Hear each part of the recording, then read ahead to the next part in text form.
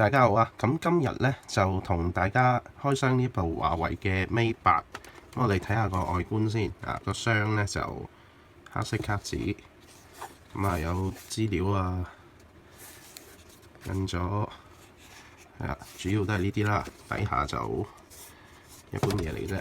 好，打開佢先。先咧就見到有手機喺入邊啦。咁啊，另外呢邊咧你見到寫住華為 design 咁樣嘅。咁啊，手機攞出嚟望一望先。咁啊，先擺埋一邊，望下盒入邊有啲乜嘢啦，有啲 label 啊。咁啊，另外再打開，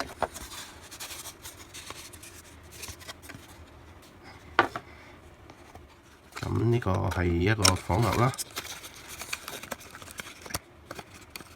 咁啊，今次呢個係一個即係快速充電嘅火牛嚟嘅。我哋望一望啦，咁佢嘅輸出咧係可以5伏兩 A 啦，或者係9伏兩 A 嘅，咁啊可以快充。呢個應該咧就係有耳機啦，同埋有 USB 線，一般嘅一條 USB 線啦。另外咧有耳機啦，咁啊耳機有啲似 Apple 嗰隻耳機。呢度有一個 SIM 卡槽用嘅針啦，打開之後咧，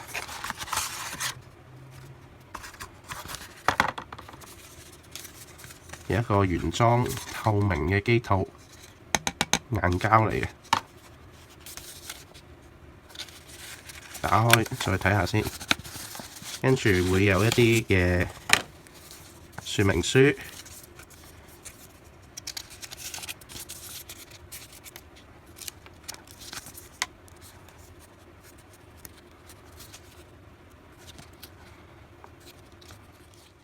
我哋睇翻部手機啦。咁啊，部手機咧望落去咧就正正方方啦，咁同上一代嘅 Mate 7咧就都有啲相似嘅。咁啊，我哋睇下個面先。面嗰度咧，咁其實你發現個玻璃咧呢個位咧係一個 2.5D 嘅曲面嘅玻璃嚟嘅，個邊呢個位曲嘅，咁摸落咧就唔會戒手，咁啊好似人哋貼咗塊嗰啲玻璃貼咁啊，但係佢個 mon 自己本身咧就已經係㗎啦。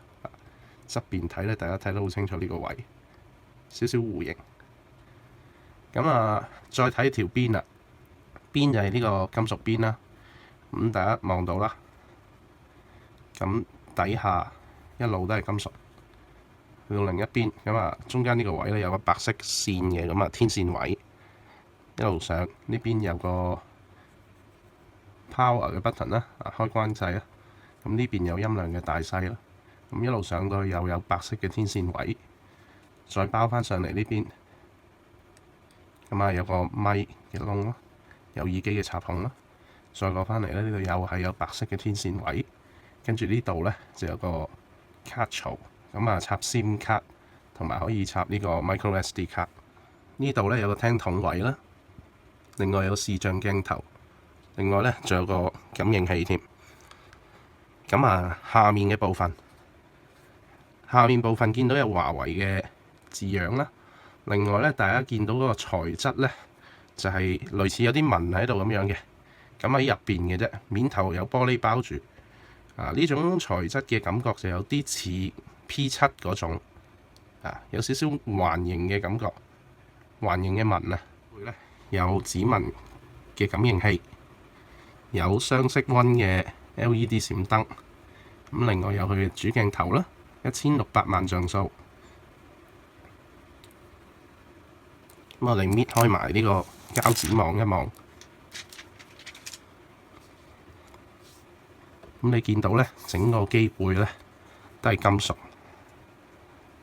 嚟到上面呢個位啦，你見其實都係呢一種顏色嚟嘅，咁但係其實上面呢個位置咧係膠嚟嘅，因為我哋睇側邊咧全部金屬嚟，但係呢度有個白色嘅膠邊，咁一路接到上嚟，其實呢度成個位置咧，你見有一塊嘅，呢度成塊都係膠嚟嘅，咁啊令到個接收可以好啲啦。下面亦都係成塊膠嚟嘅。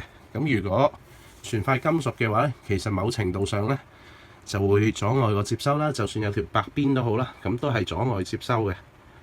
白邊始終唔夠呢度成塊咁多咁好。咁啊，好多人亦都會問啊，咁呢部機有幾大部，有幾聚手咧？咁啊，可以俾個參考大家。咁我呢度咧就有部 LG 嘅 V10，兩部擺埋一齊嘅時候，大家比較下個大細。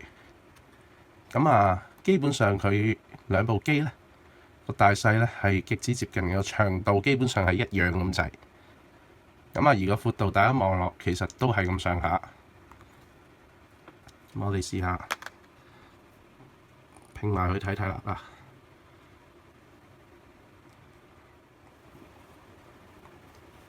好啦，咁我哋依家咧就做一樣嘢啦，就係開機。咁啊，開機之前入翻啲卡先。咁啊，揾個卡嘅針咧，入落去攞翻個卡槽上嚟。咁啊，呢部機咧係一部雙卡嘅機嚟嘅。咁啊，另外咧佢用嘅咧係用 Nano SIM，即係最細嗰隻。咁所以如果你用開嘅唔係細卡咧，可能要去電信商換個張啦。咁我哋拆咗個 SIM，另外咧一張 Micro SD 卡都一齊擺埋落去嘅。咁我哋對翻啦，跟形狀擺嘅啫。Micro SD 冇得錯噶啦。咁另外 Nano SIM 亦都係嘅，跟翻呢個粒位，小心咁樣入翻落去。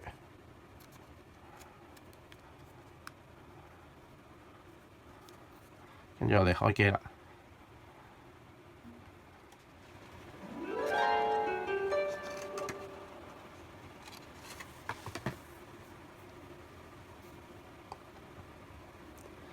咁咧，我哋開咗機之後咧，睇一睇。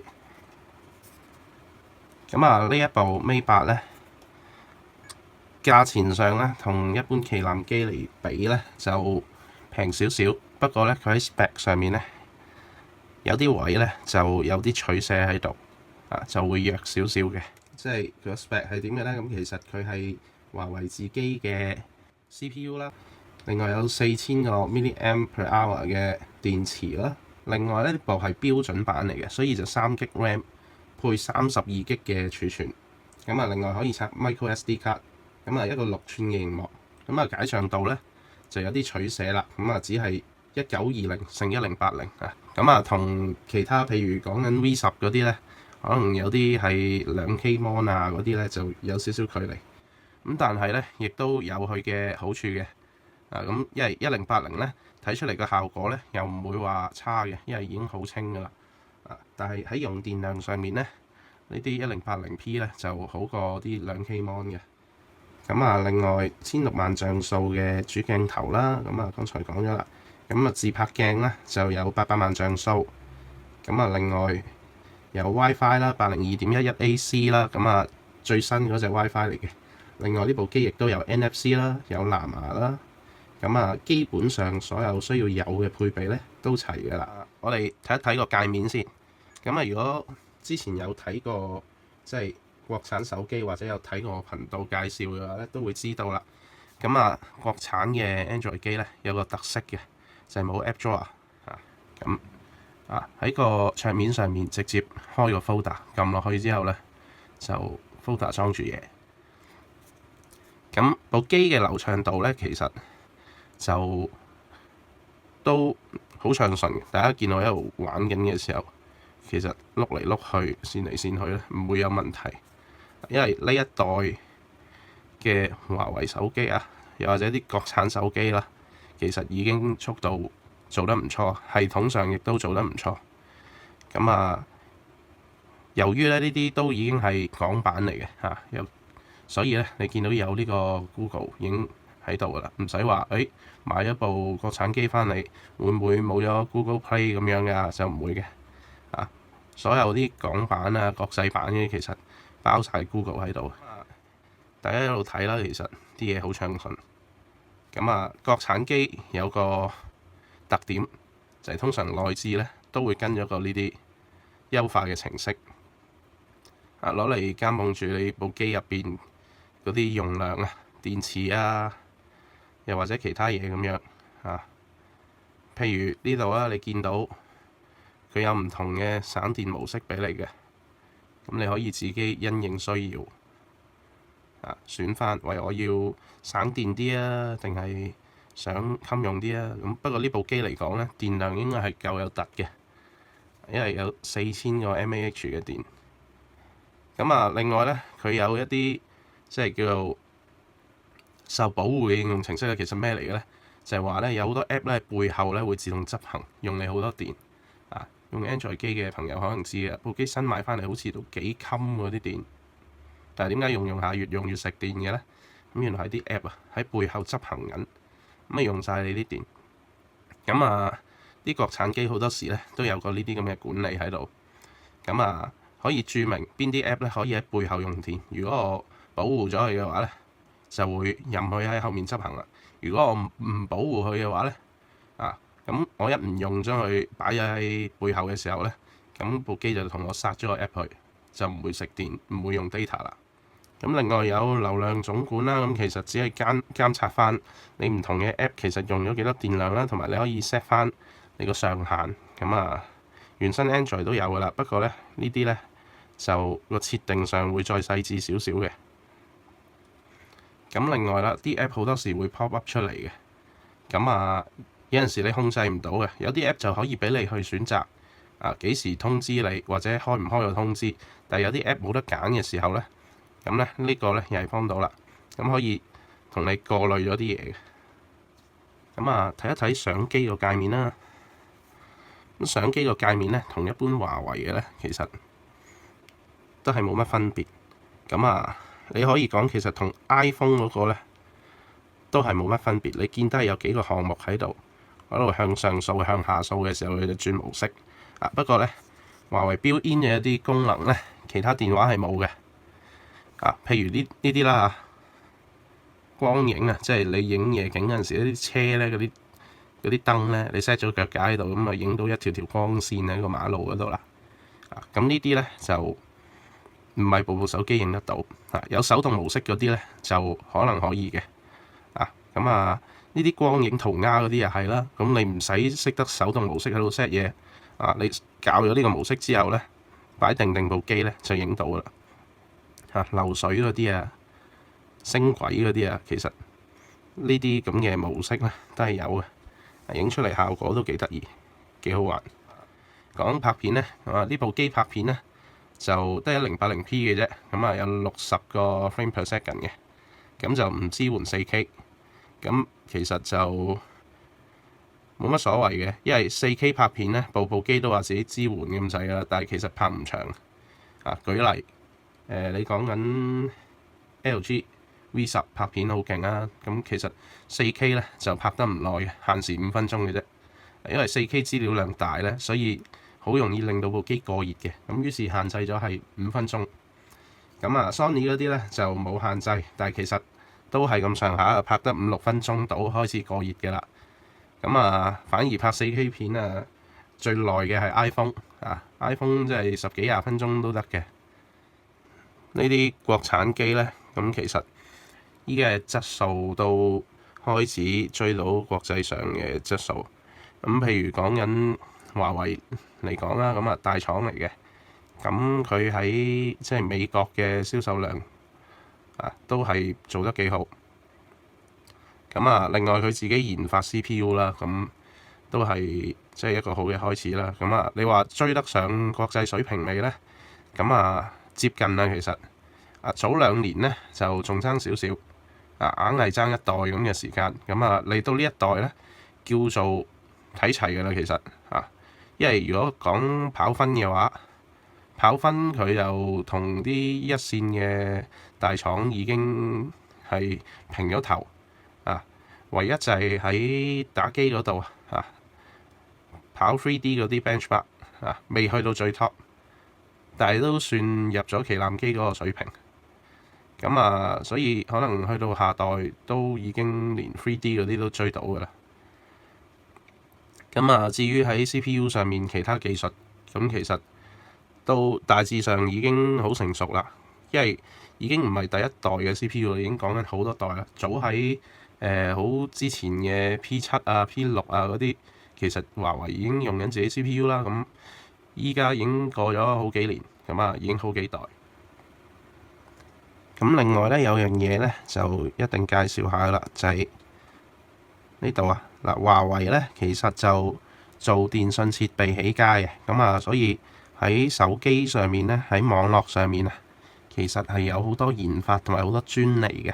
咁尤其是喺 4G 上面咧，華為嘅專利咧係非常之多嘅，係世界上面最多專利嘅。咁啊，連最多專利嘅 Nokia 咧都要同華為交換技術。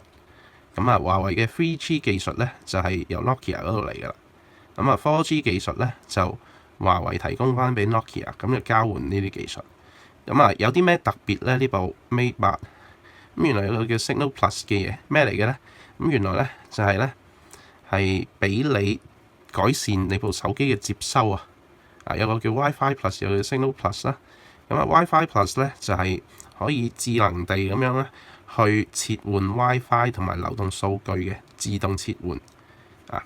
咁另外咧 Signal Plus 咧其實咧就會咧自動去因應你嘅接收情況咧而選擇唔同嘅接收方式啊。因為手機接收咧其實就牽涉到好多手機嘅基站啊。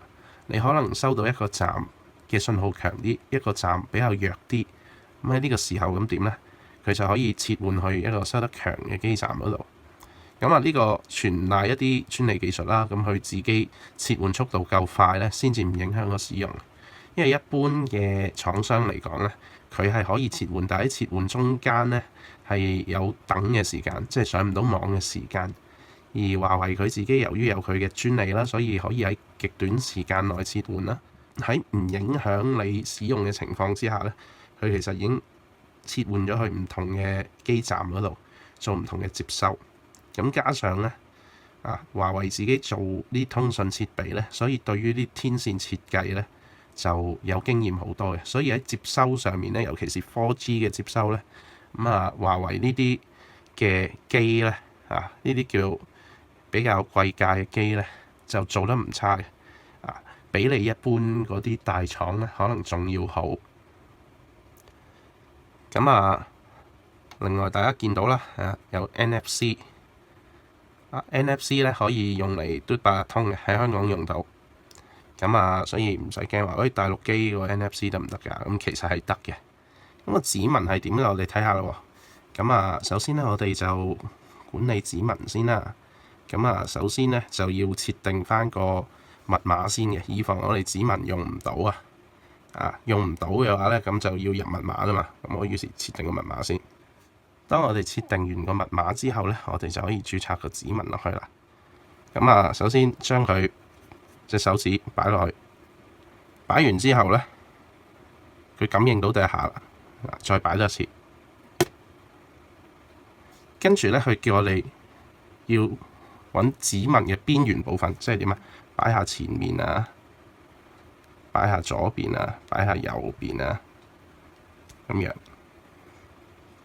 擺完之後咧，佢就話已經錄咗一個指紋落去啦。咁佢就叫下面寫住用手指嘅左側區域按壓感應區。手指嘅左側即係講緊呢個位啊。我哋試下啦，就係咁啦。咁設定完之後，我哋試一試佢啦，鎖咗佢先。好啦，開。咁佢要我哋入密碼嘅，咁我解咗啦。試多次。咁如果我手指已經擺定喺個指紋嗰度撳開機咧，其實唔需要嘅。開機唔使撳，其實手指撳落去咧已經解鎖啦，唔使撳 power 掣添。試下呢隻咯，已經解咗，你見都幾快。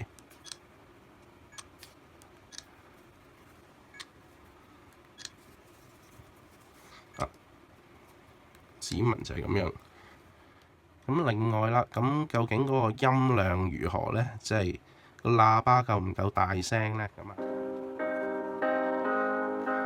第二首啦，咁呢啲都係柔和啲嘅。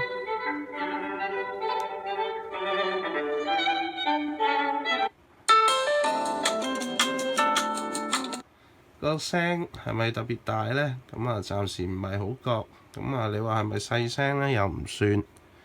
咁啊，中規中矩。咁你見兩邊都有窿嘅，邊邊喇叭呢？咁其實得一邊係嘅啫。啊，我撳住呢邊都係咁大聲嘅，撳呢邊呢，就冇晒聲啦。咁好明顯啦，喇叭喺呢邊咯，呢邊就收音嘅。另一樣同大家試嘅，梗係打電話啦，話明係電話啊嘛。咁啊，睇一睇打電話嘅界面啦。首先開個 speakerphone 啦。今日係2月21號。成為 The Club 會員，享用 HKT 優質服務之餘，兼常探問3次世界各地主要城市嘅天氣。咁大家見到啦，呢度呢有個特別功能。撳完之後呢，你發現呢，佢會將嗰個收音啊，就集中喺120度之內，即係向住你個方向。如果我撳多一下呢，就全個方位去收嘅。嗱，咁啊，呢啲係一啲比較特別嘅功能啦。So far 我自己用咁多種品牌電話啊，講緊 HTC 啊、LG 啊、Samsung 啊、iPhone 啊，其實都冇呢種功能嘅啊。就算話國產機去到小米啊、魅族啊嗰啲，其實都未見過呢類型嘅功能。咁呢啲功能呢，就真係唔係間間有。咁啊，華為呢啲大廠有研發能力呢，先做得到。啊，效果要好先得嘛。咁佢呢個咁嘅教法呢，啊係 OK 嘅。咁其實利用嘅嘢好簡單啫。如果你擺部機喺度，撳完佢話120度，即係淨係下面收音，咁咪用呢個咪嚟收音咯。咁上面呢個咪攞嚟做咩啊？就攞嚟做抗噪咯。啊，上面如果佢收到嗰啲聲音，即係唔想要嘅聲音嚟噶嘛。咁下面嗰個咪就係收到想要嘅聲音啦。佢感應到前面嘅聲同埋後面嘅聲嘅分別。啊，咁佢分得出之後呢，經過一啲計算呢，就可以濾走咗前面嗰啲聲，就剩翻後面嗰啲聲就俾佢收咗。咁對方就聽到你講嘢。啊，咁所以呢個係一個好特別，亦都好實用嘅功能。好啦，咁啊，我哋跟住睇下個 keyboard。咁啊，華為有自己嘅 keyboard 嘅。咁啊，同其他大廠一樣，咁啊唔係用 Google 嗰個咁簡單。咁啊，個 keyboard 可以一般打字啦。啊，亦都可以咧用 Swipe keyboard 嘅方法，即係咁樣 APLE 連晒所有，佢就打 APPLE 俾你啦，方便單手揸機嗰陣時先啲字出嚟。咁啊，當然咧，亦都可以打中文。咁佢有筆畫啦，即係舊時數字鍵嗰啲中文筆畫打法，或者倉頡啊、速成都有。咁樣就打到啦。又或者我想手寫嘅，咁啊可以開埋個手寫，直接喺度寫都得。咁啊，開咗佢先。中文啦，寫得了得滯。咁啊，撳就係咁樣啦。咁啊，另外亦都可以用聲控嘅，聲控輸入。咁啊，個聲控其實係 Google 自己嘅啫，冇乜特別嘅。啊，另外仲有咩特別功能人哋冇嘅呢？咁啊，華為先有呢。咁其實仲有嘅。咁啊，敲兩下，咁就 capture screen 啦。啊，唔係用手指敲，係用個即係手指背個骨敲落去。啊，佢會偵測到嘅。你就咁 tap 呢，冇反應嘅。另外仲有個功能嘅，我就用個指關節，即係用個手指背個關節畫個區域出嚟。啊，你依家見有得揀嘅，跟住點啊？我就可以 cap 低個 screen 啊，我可以揀方形啦、圓形啊、心形都得啊，又或者我畫出嚟個形。好，試多次先，係得啦。咁啊，要快少少，慢得就以為你喐啊。試多次，就係咁樣，咁就可以 cap 咗個畫面。咁啊，我撳儲存，咁佢就儲存咗。我哋去相簿嗰邊睇翻，咁啊第一次開，咁你見到啱啱我 cap 咗呢個畫面出嚟，咁呢個就全幅嘅畫面。咁啊呢個比較特別功能，咁啊其他機就冇嘅。咁啊咁樣敲兩下 cap 個 screen 都幾開心。好啦，咁啊講咗咁耐啦，咁基本上咧呢一部手機咧，以呢一個價位嚟講咧，現時咧算係抵用嘅。咁啊咩價位咧？咁其實就4000蚊以下，咁啊平嘅3000中已經有啦。咁啊初出嗰陣時咧就貴啲啦，咁呢排咧就減晒價啊，間間都減。咁啊3000零蚊有呢個即係質素。咁啊當然啦，如果你覺得大陸機應該係平啲嘅話咧，咁你會覺得佢唔抵嘅。咁啊亦都可以理解嘅。但係有陣時呢啲嘢咧，用過之後咧先感受到嘅。咁啊未用過之前咧，硬係覺得大陸嘢唔可靠。咁啊都係嘅。如果細廠咧，有陣時咧真係有風險啊。即係譬如講緊啲比較細嘅廠啊，有啲都係出名，大家聽過嘅嗱，但係都係始終細廠。咁啊有陣時有啲所謂伏嘅嘢啦嚇。咁啊但係呢啲華為呢啲咧就真係非常大廠啦。咁啊穩陣啲嘅。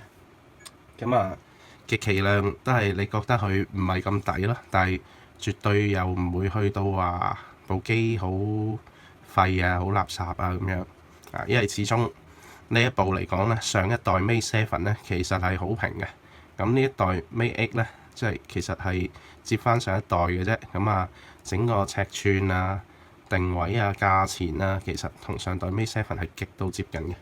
咁啊，所以有一定保證啦。咁當然啦，你俾得呢個價錢咧，可能會諗緊，喂貴少少啊 LG 冇死人啦。咁當然啦，真係你俾貴少少買部 LG 就實冇死嘅啊，因為拍片影相 LG 真係冇得輸啊。反而華為呢啲咧啊，中規中矩啦。咁啊，但係買得呢部機咧，為咩咧？其實為整體上使用啊。V10係咪唔好用咧？又唔係啊。V10好好用啊，上面有個副熒幕啊，又算大 mon，咁啊要有嘅功能有齊，拍片影相靚。不過唯一一樣死症咧，就係電池就壽命比較短，因為 LG 喺嗰個軟件上面啊，對個 CPU 個優化做得唔係太足啊，咁所以呢個3000 mAh 嘅電池咧喺 V10上面咧都幾快用晒。咁好彩佢可以換電，如果唔係咧就真係比較撈教。